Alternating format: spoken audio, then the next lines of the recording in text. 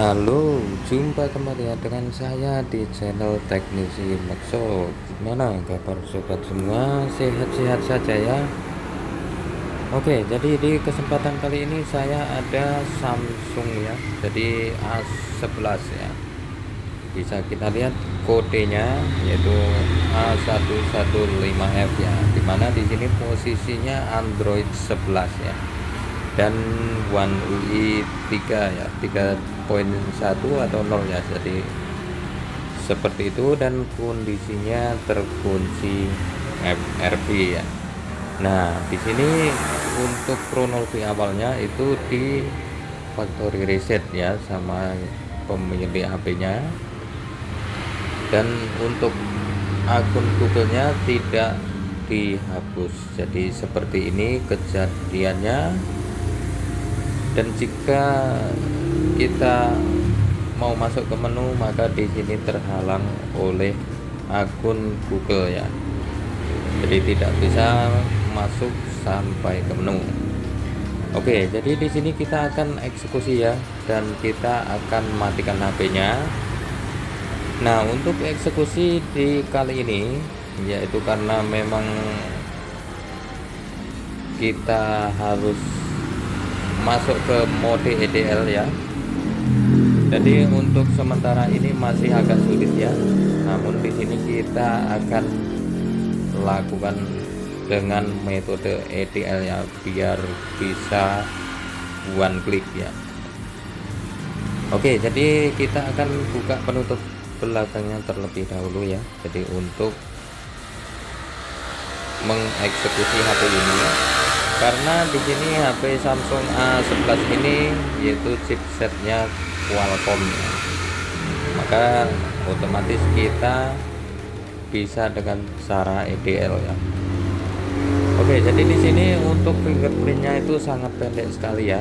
Untuk fleksibelnya, jadi teman-teman hati-hati, kita dorong atau diangetin dulu ya untuk fingerprintnya supaya gampang lepas, karena di situ ada lemnya ya. Jadi jangan sampai tertarik ya, karena ini sangat pendek sekali untuk fleksibelnya. Nah, bisa kita intip ya. Jadi pressnya ukurannya entah kenapa Samsung buat sependek ini ya. Jadi menjebak ya. Jadi kalau kita tidak hati-hati putus ya. Oke, kita cungkil pelan-pelan ya, karena di situ ada lemnya ya. Jadi, nah seperti ini bisa kita lihat pendek sekali ya. Maka untuk sobat semua harus hati-hati karena lumayan mahal ya. Jadi untuk fingerprintnya kita hanya mau eksekusi FRP, namun tombol fingerprint jadi malah tekor ya. Oke, jadi kita akan buka penutup yaitu kaleng yang melindungi untuk konektor baterai ya. Karena di sini kita harus lakukan test point ya. Jadi untuk test pointnya di bawah kaleng ini ya. Jadi tertutup kaleng, maka kita harus lepas, dan tentunya untuk melepas fingerprint juga harus melepas kaleng ya. Oke, jadi di sini bisa kita lihat ada test pointnya yaitu samping konektor baterai. Nah, dua ini ya, maka kita akan shotkan nanti ya saat terhubung ke PC ya. Jadi untuk masuk ke mode EDL 9008 yaitu dengan cara men-shotkan itu lalu colok ke PC ya. Mungkin teman-teman semua sudah tahu ya.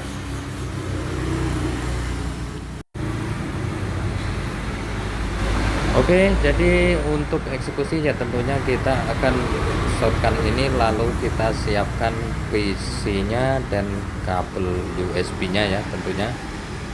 Dan di sini sudah kita siapkan kabel USB-nya Type C ya. Oke, jadi untuk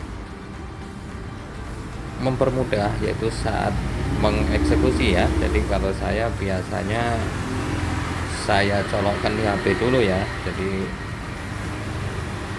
di HP-nya saya colokkan dulu, lalu kita shotgun, lalu colok PC-nya ya. Saya biasanya seperti itu ya. Jadi biar gampang masuknya. Kalau karena di HP itu kadang susah masuknya ya, jadi seperti itu ya, jadi biasanya saya.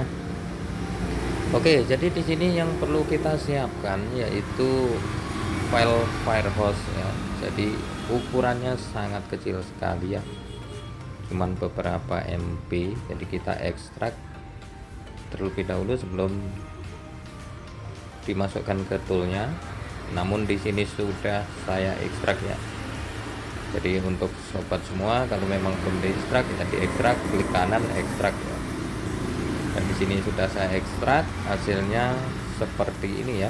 Jadi sangat kecil sekali, hanya beberapa file ya untuk eksekusi ini ya. Jadi kita gunakan tool di sini, saya ada Magma, namun di sini belum bisa digunakan ya. Dengan lewat USB bisa ya, namun lagi error untuk servernya. Dan di sini ada UV, satu lagi Hydra tool ya. Nah, untuk dua tool ini sama ya cara kerjanya, mau UV maupun Hydra itu sama ya. Jadi dua-duanya membutuhkan file, yaitu file Firehouse ya. Cara kerjanya pun sama ya, hanya beda penamaan saja ya. Oke, jadi di sini saya akan gunakan Hydra saja ya. Nah, seperti ini untuk tampilan Hydra toolnya. Dan untuk eksekusinya yaitu di sini ada model ya, itu ada brand, ada model. Nah, itu sebelum eksekusi ya kita cocokkan dulu ya, alangkah baiknya. Dan di situ kita klik ya, auto loader ini kita buang centangnya ya, maka di situ akan keluar ya. Jadi di situ ada kolom loader ya. Nah, jadi kalau auto loader itu kita hilangkan checklistnya, maka disuruh masukkan loadernya ya, yaitu file kecil yang kita download tadi ya. Dan untuk file yang kita masukkan adalah program MMC Firehouse ini ya. Kalau untuk di UV sama ya, jadi untuk cara eksekusinya di UV pun seperti ini ya, kita masukkan Firehouse-nya. Nah, di sini kita sudah masukkan dan kita akan intip di device manager ya. Lalu kita shotkan HP-nya tadi, test point-nya, lalu colok PC ya, sampai terbaca drivernya ya. Dan kita shotkan, lalu kita colokkan ke PC. Oke, sudah saya colokkan. Nah, di sini sudah terbaca ya. Jadi Qualcomm HS USB bootloader 9008. Dan di laptop ini COM 6 ya.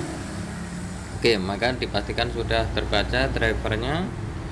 Lalu kita geser ke partisi ya, PM ya. Untuk di tool ini, jadi kolom ini yaitu untuk kita backup ya. Jadi backup partisi bisa, ataupun isi partisi bisa ya. Jadi kalau di UV ya write partisi ya. Nah, di sini pun sama, maka kita identify ya kalau di UV. Nah, di sini namanya boot info ya. Jadi hanya beda penamaan. Kalau di UV identify, di sini boot info ya. Jika kita klik maka akan terbaca ya. Jadi info tentang HP ini maka di sini akan terbaca ya. Nah, di sini kan boot info ya namanya. Nah, di sini kita klik ini ya. Jadi kita perlihatkan partisinya ya. Jadi kalau untuk di UV kan langsung terlihat ya. Jadi begitu di identify langsung terlihat. Namun kalau di Hydra tool harus di listing partition ya. baru akan kelihatan partisinya. Nah seperti ini. Nah di sini sangat banyak sekali partisi, yaitu untuk di HP Samsung tadi ya. Nah kita akan cari partisi, yaitu partisi di mana untuk pola atau FRP ya, maksud kami FRP itu dimana disimpan di partisi mana, maka kita di situ akan hapus partisinya ya. Dan untuk di FRP Samsung ini di partisi persisten ya, jadi untuk FRP-nya, nah disinilah yang menyimpan biang keroknya FRP tadi, maka kita iris ya, atau kita hapus.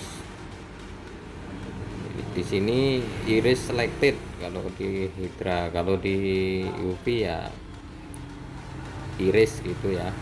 Di sini hanya beda, ada kata selected ya, jadi kita iris lalu akan jalan dengan sendirinya ya, sampai ada tulisan seperti ini ya, jadi formatting atau erasing selected partition. Oke, maka dipastikan itu sudah selesai ya. Jadi untuk penghapusan partisi yang menyimpan akun Google tadi ya. Oke, kita akan lihat di HP-nya apakah ini down atau masih nyangkut ya, karena di sini sudah Android 11 ya, apalagi di Samsung yaitu FRP-nya, karena Android 11 itu terkenal kuat ya. Jadi apakah di sini down untuk menghapus partisi hanya dengan mengklik iris partisi satu saja ya. Jadi persisten di satu partisi persisten kita iris, apakah sudah berhasil, maka bisa kita lihat, waduh memulai Android. Wah, kita tunggu ya. Oke, jadi sudah masuk, selamat datang ya. Lalu seperti biasa kita mulai, kita centang berikut. Nah di sini ada perbedaan ya, bisa lewati maka otomatis 50% down ya, kalau sudah bisa melewati WiFi. Namun ya kita masih menunggu hasil akhirnya, apakah bisa masuk ke menu tanpa tersangkut akun Google. Oke, kita klik berikut, lewati, selesai. Kita tunggu. Wah, apakah bisa? Oke, masuk ke menu ya, mantap ya.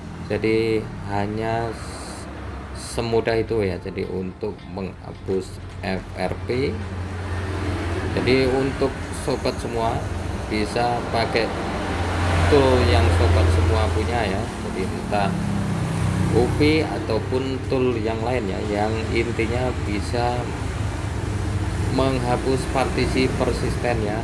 Jadi bisa tool entah tool crack ataupun box ataupun dongle, yaitu yang intinya bisa menghapus partisi persisten tadi ya. Jadi dengan memasukkan loadernya.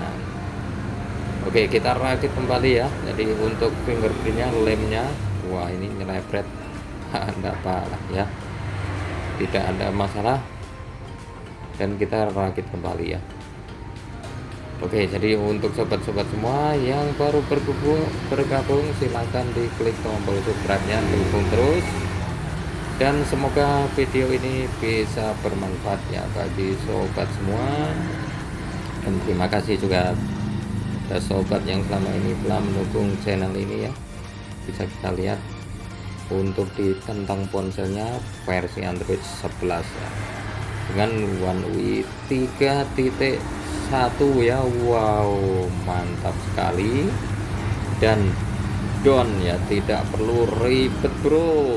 Oke, mantap.